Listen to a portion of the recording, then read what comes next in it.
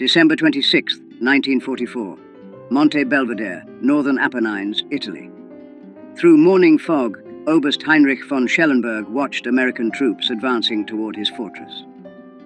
"Negroes," his briefing officer had reported with contempt. "The Americans have sent us their weakest troops." Former railroad porters playing soldier. Von Schellenberg, a Stalingrad veteran, studied the men through field glasses. The 370th Infantry Regiment, part of the U.S. Army's 92nd Infantry Division, an all-black unit in a segregated army sent to assault the most formidable German defensive position in Italy, the Gothic Line.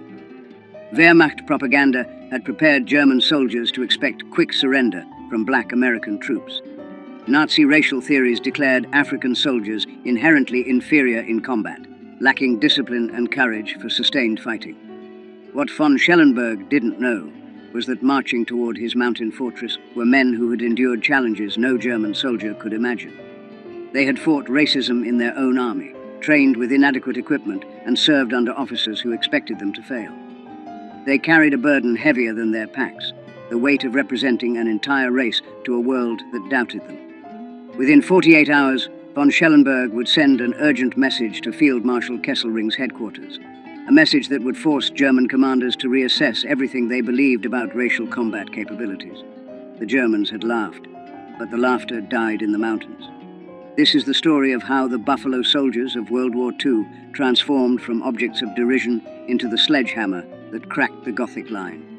Subscribe to the channel if you never want to miss stories like this. Most people don't know this history exists. Help us change that. The 92nd Infantry Division activated in October 1942 at Fort Huachuca, Arizona. 15,000 black soldiers organized into 4 infantry regiments. Their shoulder patch bore a black buffalo, honoring the legendary Buffalo Soldiers of the Frontier Army. But pride couldn't overcome systematic obstacles. The U.S. Army remained rigidly segregated. Black soldiers lived in separate barracks, ate in separate mess halls, and trained under predominantly white officers, many from southern states where segregation was law. Private First Class Vernon Baker later recalled, "Some officers made it clear they expected us to fail. They told us directly that colored soldiers couldn't fight, couldn't lead, couldn't handle combat pressure. We trained twice as hard to prove them wrong, knowing we'd get half the credit." Training at Fort Huachuca proved brutal. Temperatures exceeded 110 degrees in Arizona's desert. Yet the division received inferior equipment, World War I surplus rifles, limited ammunition, the worst vehicles. Staff Sergeant Edward A. Carter Jr. wrote, "They give us the oldest rifles, the worst trucks, and officers who've never seen combat. Then they wonder why we're not ready. But we'll be ready. We have to be." The Buffalo Soldiers also faced racism beyond their posts. Towns near Fort Huachuca enforced strict segregation. Black soldiers in uniform were refused service at restaurants where German prisoners of war ate freely. The contradiction burned, fighting for freedom abroad while denied basic dignity at home. By June 1944, the division received deployment orders for Italy's Gothic Line, 200 miles of fortifications that Field Marshal Kesselring had spent 2 years building. The line incorporated 2,376 machine gun nests, 479 anti-tank positions, 120,000 meters of barbed wire, and extensive minefields. The Buffalo Soldiers would face this barrier with inadequate artillery support, inconsistent air coverage, and the burden of knowing that failure would confirm every racist stereotype. German propaganda already mocked their deployment. Wehrmacht intelligence dismissed black American troops as third-rate soldiers suitable only for labor duties. The division arrived in Naples in July 1944. General Edward M. Almond commanded, a Virginian whose racial attitudes were well documented. He openly doubted his soldiers' capabilities and maintained relationships with officers who shared his prejudices. Staff Sergeant Johnny Stevens recalled, "General Almond told us we had to prove ourselves, that people were watching. What he didn't say, but we all heard, was that he expected us to fail. That made us more determined than any pep talk could have." By December 1944, Allied commanders faced crisis. The Gothic Line remained unbroken, despite months of attacks. Winter approached. General Mark Clark needed a breakthrough before snow made mountain warfare impossible. The mission given to the 92nd Infantry Division: assault the western anchor of the Gothic Line, capture mountain peaks dominating the Serchio Valley, and drive German forces back. Success would open the door to northern Italy. Failure would mean another winter of stalemate and confirmation of every racist assumption about black soldiers. The centerpiece of German defenses was Monte Belvedere, rising 3,830 feet above the Serchio Valley. From its summit, German observation posts could see 50 miles in every direction, calling artillery fire on any movement with devastating accuracy.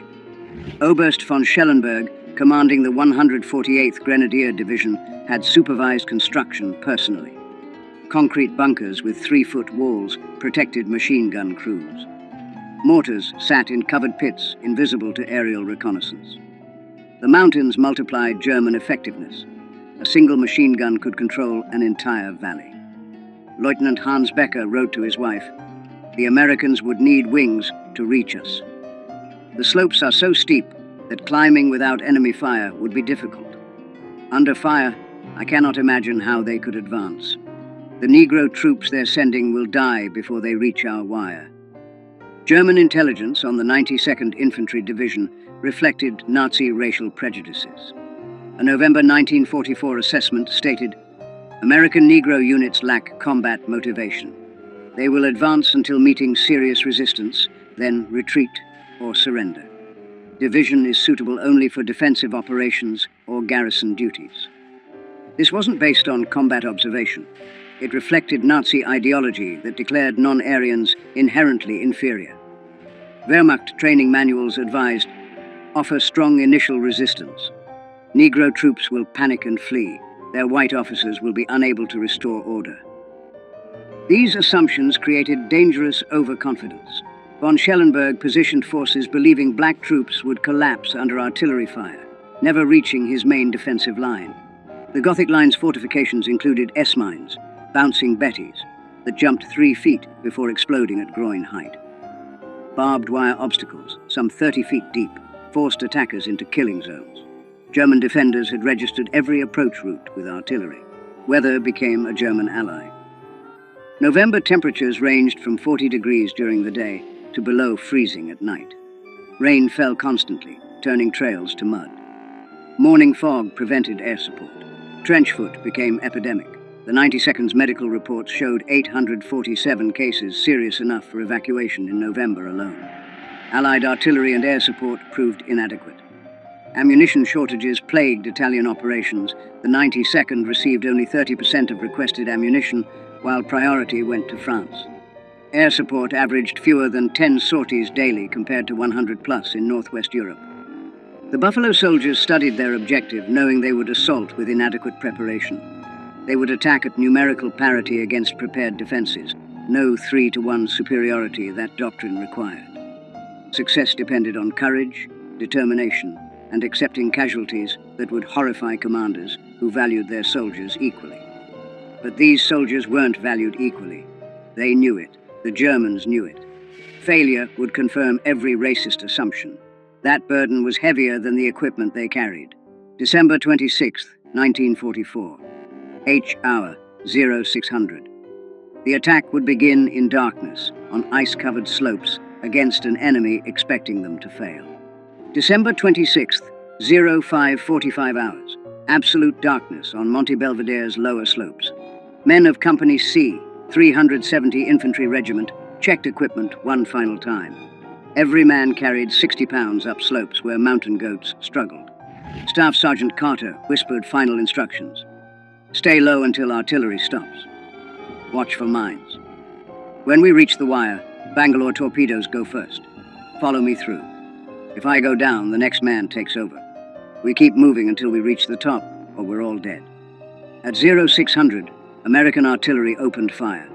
2,400 rounds in 15 minutes, the maximum allowed.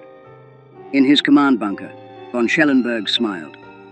"Only 15 minutes? The Americans are weaker than we thought. The Negro troops are coming." When artillery stopped, 30 seconds of silence. Then American voices shouted, "Move out!" And the Buffalo soldiers began their climb. The slopes averaged 45-degree angles, steep enough that soldiers grabbed vegetation and rocks to pull themselves upward. Some sections exceeded 60 degrees. Men carried rifles slung, needing both hands to climb. Combat loads became torturous after 100 yards of vertical ascent. Private James Hendricks described it. You'd climb 10 steps and need to rest, gasping. Your legs burned. Your shoulders ached. You knew if you stopped too long, you'd never start again. So you climbed, one step at a time, listening for the sound that meant Germans spotted you, machine guns opening fire. That sound came at 6:23.